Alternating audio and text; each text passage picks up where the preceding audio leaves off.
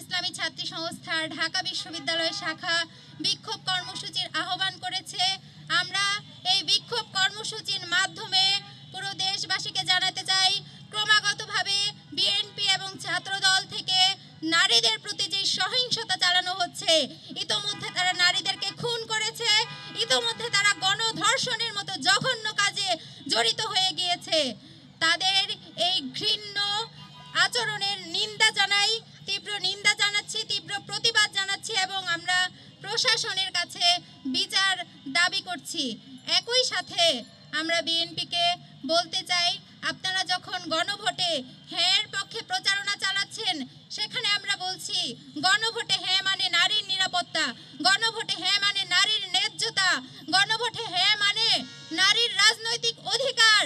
অপরদিকে আপনারাই নারীদেরকে অপমানিত করছেন, অপরদিকে আপনারাই নারীদেরকে ঘরে আবদ্ধ করে রাখার জন্য নির্যাতন করে যাচ্ছেন। যেসব নারীরা বের হচ্ছে, সুস্পষ্টভাবে আমরা আপনাদের কাছে জানতে চাই, আপনাদের আচরণে এই ধরনের দ্বিচারিতা কেন? আমরা আরও দেখেছি, দেশের নারীদের নিরাপত্তা দেওয়ার জন্য ফ্যামিলি কার্ডের কথা বলা হয়েছে। একদিকে আপনারা ফ্যামিলি কার্ডের কথা বলছেন, ফ্যামিলি কার্ডের মাধ্যমে নারীদের সুরক্ষা দিবেন, নারীদের নিরাপত্তা দিবেন বলছেন, অপরদিকে আপনারাই নারীদেরকে সংঘবদ্ধভাবে ধর্ষণ করছেন, অপরদিকে আপনারাই পাওনা টাকা চাইতে গিয়েছে যে নারী, তাকে হত্যা করেছেন। তাহলে যে সমস্ত নারীরা ফ্যামিলি কার্ডের জন্য যেতে চাইবে, যে সমস্ত নারীরা ফ্যামিলি কার্ডের জন্য টাকা চাইতে যাইবে, তাদের গলায় যে আপনারা ছুরি লাগাবেন না, তার প্রমাণ কি? আমরা সুস্পষ্ট জবাব চাই। এখনো পর্যন্ত আমরা লক্ষ্য করেছি আপনাদের পক্ষ থেকে কোনো ধরনের বার্তা দেওয়া হয়নি, বরঞ্চ আপনারা বলছেন অন্য দল ক্ষমতায় গেলে নারীরা সবচেয়ে নির্যাতিত হবে। হাসালেন, আমাদেরকে হাসালেন। আপনারা নিজেরাই নির্যাতন করছেন, আবার আরেকজনের উপর ব্লেম চাপাচ্ছেন। তাহলে তো আমাদেরকে বলতেই হচ্ছে আই হ্যাভ আ প্ল্যান, অন্যের উপর ব্লেম। আমাদেরকে আরো বলতে হচ্ছে আই হ্যাভ আ প্ল্যান, নারী নির্যাতনই তার main. I have a plan, খুন ধর্ষণ ব্লেম। আপনারা কি ধরনের প্ল্যান করেছেন নারীদের জন্য তা জাতির সামনে সুস্পষ্ট।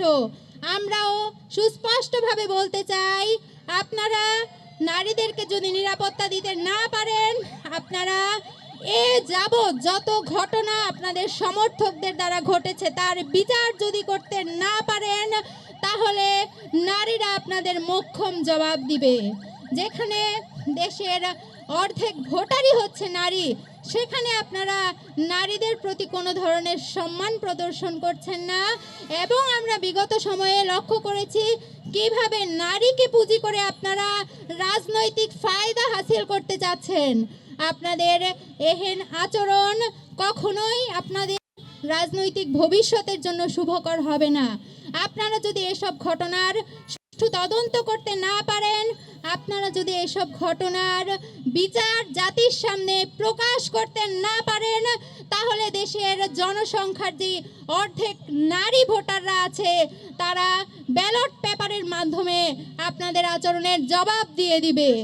এবং আপনারা যদি এই ধরনের আচরণের মুখোমুখি হতে না চান, তাহলে আমরা দাবি জানাচ্ছি অন্ততপক্ষে আপনারা আপনাদের পক্ষ থেকে কোনো বার্তা আমাদের উদ্দেশ্যে দিন।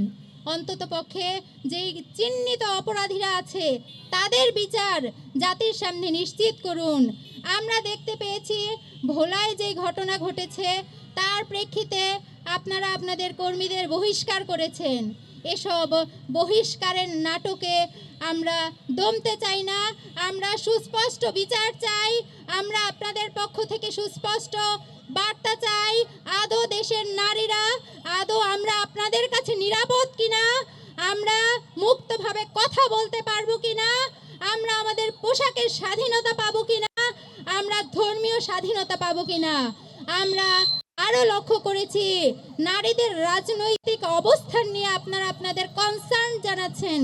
আপনারা বারংবার প্রশ্ন করছেন সংসদে নারীদের আসনের ব্যাপারে, কিন্তু একজন নারী যদি রাজনৈতিক ক্ষেত্রে চলে আসে, আপনারা তাকে নিরাপত্তা দিতে পারবেন কিনা সেই ব্যাপারে আপনাদের কোনো সুস্পষ্ট রূপরেখা, কোনো পরিকল্পনা আমরা দেখতে পাইনি।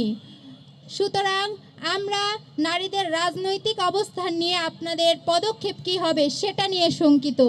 আপনারা আপনাদের এই অবস্থান জাতির সামনে পরিষ্কার করবেন, আমাদের সামনে পরিষ্কার করবেন।